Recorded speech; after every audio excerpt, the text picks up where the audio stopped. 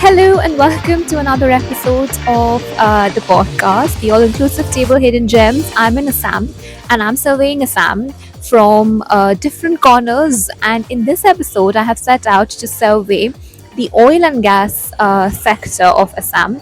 I think this is actually quite special to me because as a disputes lawyer, I actually made my debut in the disputes world, I would say, through oil and gas. So that remains quite special. And I had never really appreciated the richness of Assam in terms of its oil and gas resource. So in this episode, I'm going to explore some of the gems that Assam can boast about, how that has changed Assam's landscape, Guwahati's landscape, or Assam's landscape, or how it can still change Assam's landscape. And hopefully, we can observe something a bit more and you learn something new about Assam that you did not know before. So right now I'm starting off in Noon Mati area of Guwahati. So behind me is the Guwahati refinery, which is India's first public sector refinery, as well as Indian Oil's first refinery, which was established here in 1962. Now, this is extremely important because Guwahati refinery has not just transported oil, but it has also built an entire township around in Guwahati. So the Noon Mati area has developed under a lot of influence of the Guwahati refinery, and it has obviously also influenced the mechanics of the Guwahati refinery. Now, when the refinery started, it started with the capacity and with the intention of just processing Assam crude oil, the indigenous Assam crude oil. The indigenous oil comes from Upper Assam. However, the supplies did not match the company's expectations, so the company actually started importing crude oil from its Baroni refinery in Bihar, and the oil came in rail wagons. The petroleum products that are produced here are supplied to different parts of Northeast and also up to Siliguri via the Guwahati Siliguri pipeline. Now, that pipeline is also worth noting because it was the first pipeline that was commissioned by Indian Oil. Other than that, it is important to note what kind of facilities are present in the Indian Oil premises or the Guwahati refinery premises here. The primary unit is the crude distillation unit. The main secondary unit is the delayed coking unit. The hydro treating unit is important because it definitely produces a hydrogen, and hydrogen is the next big topic that we are definitely going to explore in this podcast because hydrogen somewhat has now been estimated or has been predicted to lead the way in green revolution but also become Assam's superpower. Now, whether that can be the case or not is a moot, and it requires a lot of counterfactuals, a lot of experimentation, a lot of evidence, and of course, a lot of research. But it's good to know, but it's the important part to know here is, given that we have so many oil refineries and a common factor in all of that is energy, hydrogen does have the potential to become one of the greater catalysts of the clean energy movement.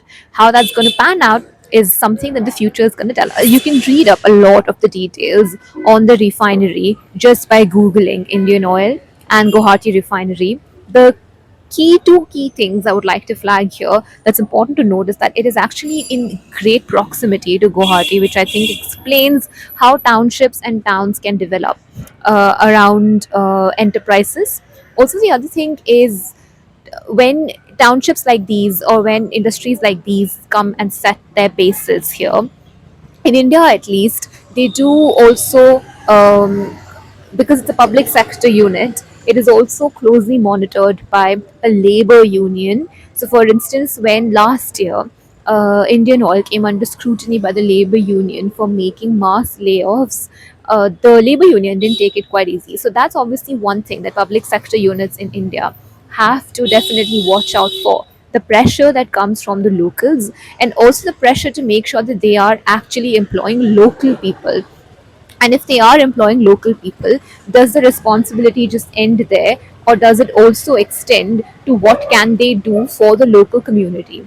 And not just Indian Oil, a lot of gas companies here have come under the obligation of making sure that the CSR funds are being used for the development of the local community. The issue is not so much as to whether companies are probably complying with the CSR funds. I mean, that could one be a reason, but the question is how creative are companies being in utilizing the CSR funds? What are they doing, and what they could potentially be doing is another area that can be of interest to a lot of citizens of Guwahati. So when big industries come in, they make big demands such as better roads, power supply, water supply, and with these demands, the local people benefit because the township develops around this area, and I'm absolutely certain that a lot of the development that we have seen in Assam today, the credit for that goes to the oil found in Assam, and also the industries that decided to take a risk and come and set up their base here and have been running quite successfully since a long time. And here, I think it was quite interesting that when I was actually walking up to this place, I saw this big quote by Indian Oil on painted on their walls that you there is no corner that we will not go and you will not find us. I think I can't recall the exact phrase, but it was actually quite nice in the way that go be it any corner and you will find our base there. Basically, we will leave no stone unturned to make sure that we go and explore the oil wherever we find it. And I think over the years, it's become more, it's not so much about we will come and we will dig for oil, but that we will come and we will build where the community to which the oil belongs to the best of our capabilities. I think that is the better message to take from various companies trying to come and set up bases in lands that have not been explored.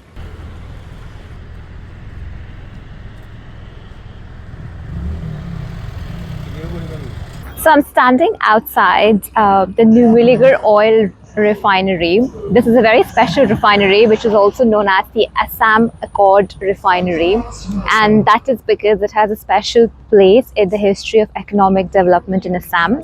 On 15th of August 1985, the Assam Accord was signed, which incorporated a number of clauses making a number of demands, of which Clause 7 sought commitments from the central government to prioritize the economic development of the state.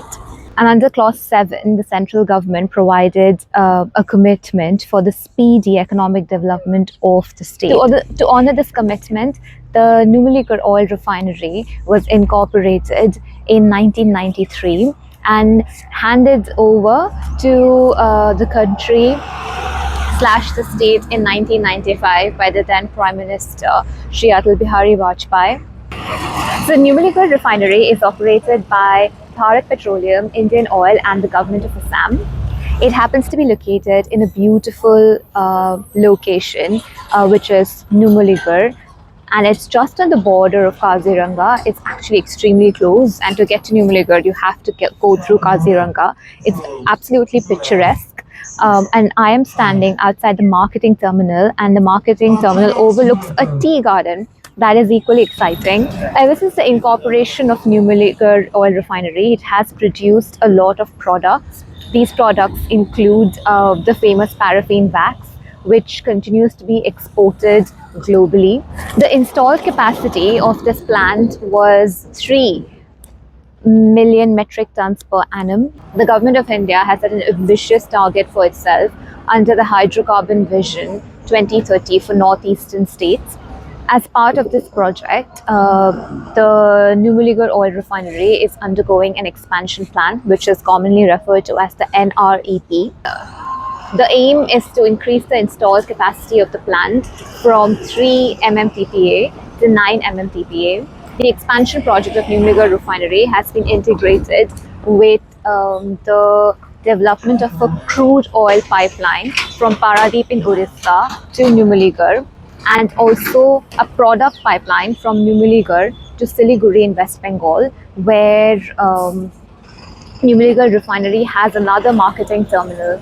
The other interesting fact about Numaligarh is that in 2021 it adopted the Honeywell UOB technology to produce cleaner burning diesel. So the UOB technology is essentially a purification technology, the aim of which is to remove impurities from. It brought Numaligarh the distinction of having the first grassroots hydro treating unit for diesel in India. And that is what I found quite interesting about Numaligarh. I think Numaligarh is, obviously, we know that all oil and gas companies are coming under increased scrutiny with the drive towards moving to cleaner fuels and also towards minimizing their carbon footprint, achieving net zero emissions.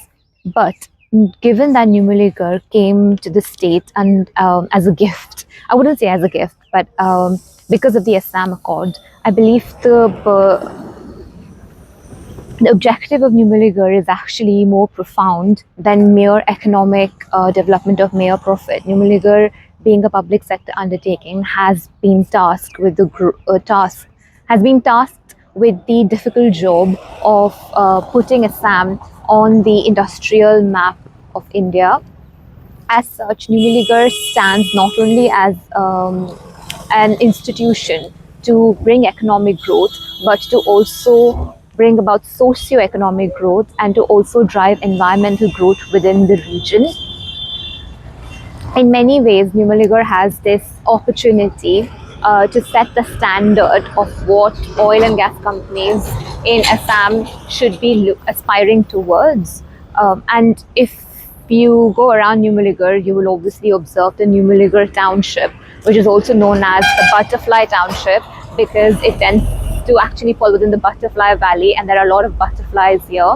And that is also a mandate now for Numaligarh to stand as a promoter of tourism in this part of the state.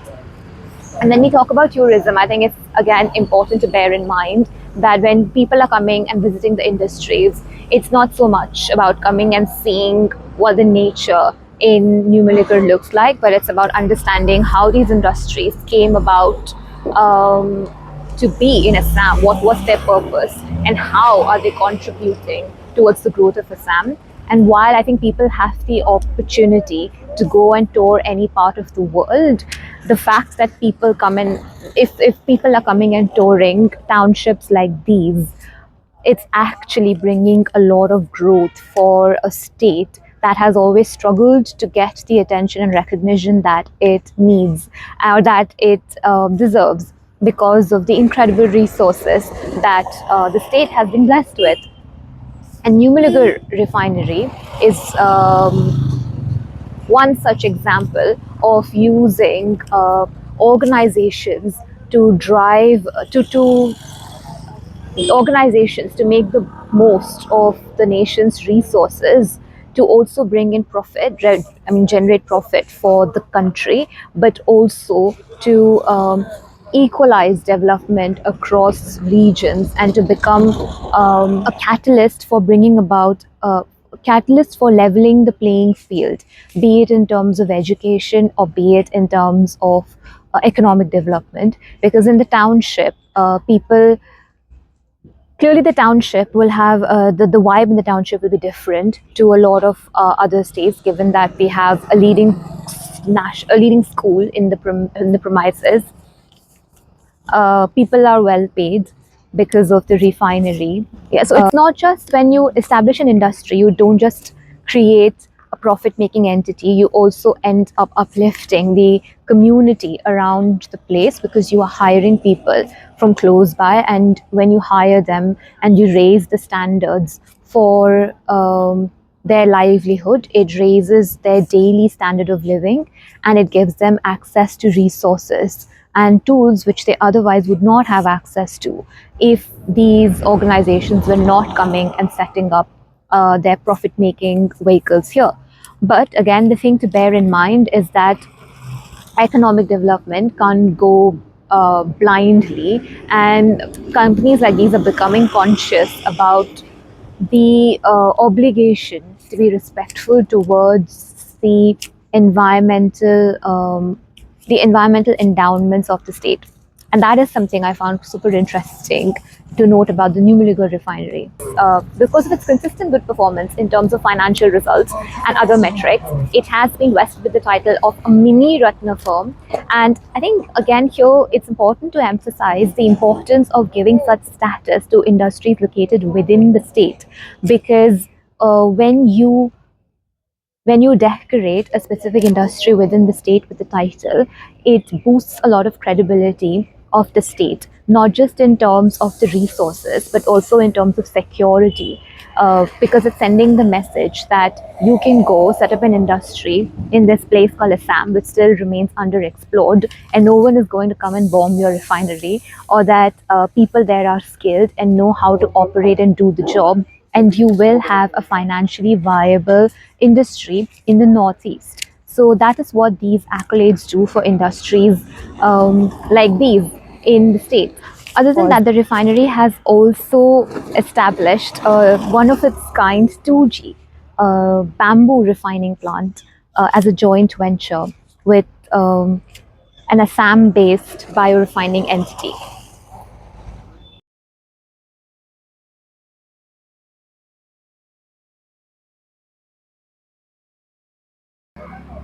So in the year 1960, ONGC struck oil in the Rudrasagar one, and now Assam Asset, which is just behind me, is one of the largest onshore oil assets of ONGC, and it is spread across the Sivsagar district.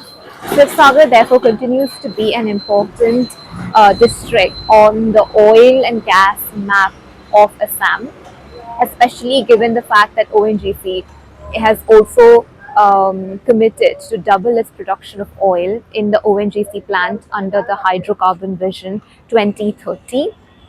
But ONGC's establishment in Sivsagar is beyond, the importance of that is beyond just drilling oil. It has the opportunity to create economic opportunities for people here, and that has not been without its own challenges. One of the big challenges that people face when they come to work at ONGC is, of course, the distance. And in fact, as I have been traveling throughout the Sivsagar district, I have noticed that there is a challenge when it comes to ensuring proper roadways. There is also a challenge when it comes to ensuring that there are things other than the ONGC which intrigue people. Because if you are trying to convince talent that they should come and work at ONGC, or they should come and spend time exploring resources here, you have to give them a reason other than just money. For instance, one of the big reasons in places like these, one of the big problems in places like these is medical assistance. So, if you are working or if you're posted in a far off place in the state of Assam, the question is medical service available immediately? Will it come on time? And what kind of ambulance services are available to take you to the city where bigger hospitals are established? In fact, that is one of the reasons why ONGC recently added additional ambulances to its fleet to make sure that the safety and health of its employees are taken care of. That's just one issue. The other issue, of course, is who are the people who are employed in these oil and gas enterprises? Are they people who are locals of the region, or are they people who have come from different cities and they are people who have come from different towns? Because just like the global battle about talent, every district, I think every state has their own battle about which talent deserves to be where. So everybody is fighting that battle at some level, and I don't think oil and gas enterprises are devoid of those battles as well. So I think these are just a few points that are of crucial importance that we need to talk about when we are thinking about infrastructure development in the country. Because the truth is, and I think nobody is denying the fact that the area is extremely rich in hydrocarbons. And it's not just about hydrocarbons, and it's not just about oil and gas. There is so much potential in the region to generally contribute to the energy vision, because energy is not just about oil and gas. Energy is also about hydrogen, which is the other big focus point in the green revolution, which is supposed to take place in India. And given the abundance of water in the Northeast, and specifically Assam, the question is, could we be creating better synergies and better opportunities by equalizing opportunities and exploring different sectors? Because that might lead to better economic growth and a more wholesome economic growth, other than apart from the fact that it will also be making the best use of all the natural resources that are available at the state's disposal.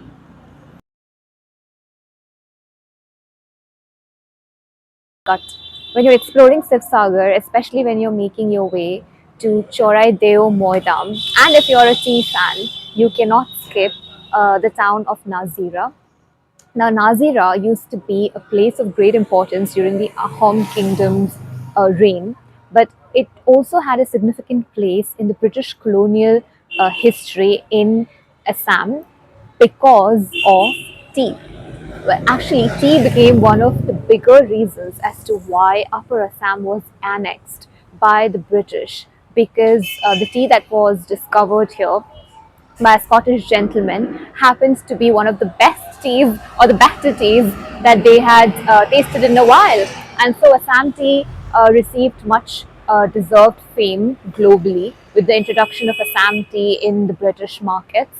And Assam Company was formed, and Nazira subsequently became the headquarters of the Assam Company. It is also worth mentioning here that the word Nazir actually means inclined place, so and it probably fits with the geographical location of the place. It's located on the banks of the Dikhau River, and boats used to come and rest here in this place. It's surrounded by tea plantations, but now, so many years later, that when I come and stand in this place, I don't think the development. You can see that Nazira is not quite the place that you read about in.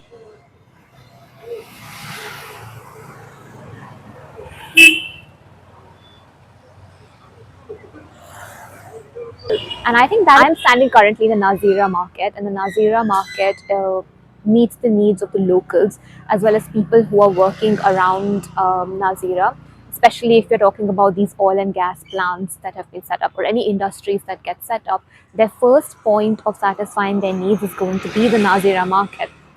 And I think this is why it's important to take stock of our infrastructure development. That yes, we do want to see a lot of investment come into Assam, but investment in infrastructure planning has to go hand in hand. And when we are talking about infrastructure planning, what is the role that companies can play in taking up a more? What is the role that companies can play in aiding the infrastructure of the places where they have come to work, and whose natural resources they have come to exploit for profit making purposes. So when you go towards Charai Deo Moidam, you can take two routes, and on one route you pass through Nazira, whereas on the other route you do not pass through Nazira. Now, whether or not the tourists will choose the route that passes through Nazira depends on a lot of things. A, if they are interested in tea, like I am, or B, if they are interested in anything special that Nazira might be offering. Now, what could that special something be is for lots of people to decide. It could just be a new product, it could also just be a different kind of inspiration that Nazira can provide. It could be the Dikhau River. It is important to note here that Nazira's greatest pride lies in oil and gas and tea. So these are the two main resources. And to that, we must add the river Dikhau, which happens to be which is also a major tributary of River Brahmaputra. But when we talk about problems, we also then talk about opportunity. And the opportunity can stem just from the fact that there are a lot of schools in Nazira, and what kind of services do kids in Nazira need? Are teachers coming and willing to teach in Nazira? Are doctors willing to come and practice in Nazira? Are ambulances available to take people from Nazira to Guwahati, or do we need to establish a bigger medical facility in Nazira? And if we are thinking about industrial planning, do we have the right infrastructure in place to give people the support they need to carry out their duties properly, which is in terms of which includes perhaps making the best use of the marketplace, encouraging more people to shop in the local places as opposed to shopping online, or putting the local products online. There is a plethora of opportunities available, but and it's something that we need to decide collectively, as a community, as to what is it that's best going to speed up and equalize the development of New Zealand. Now standing next to one of the oldest oil petrol pumps in Assam, and this is from Assam Oil. The older petrol pumps used to they were run with the hand, so you would apparently push and pull this particular handle, and then the oil would come out of this nozzle pipe here. And then if you have to understand how much oil has come out of this particular machine, you have to look at the measurements. So they depict the gallons. So it says liters, but they indicate the gallons of oil that has been used. And once you know that you have gotten the sufficient quantity, you just stop pulling the handle. Where is the handle? Where is the handle? So you stop pulling the handle. How interesting. And this is present. You can find this in as Northeast India's first vintage automobile museum. So check it out. There you go. Well, so that is it from me in this episode. Stay tuned as I keep traveling and I keep surveying and I keep bringing you updates and gems from Assam. Take care.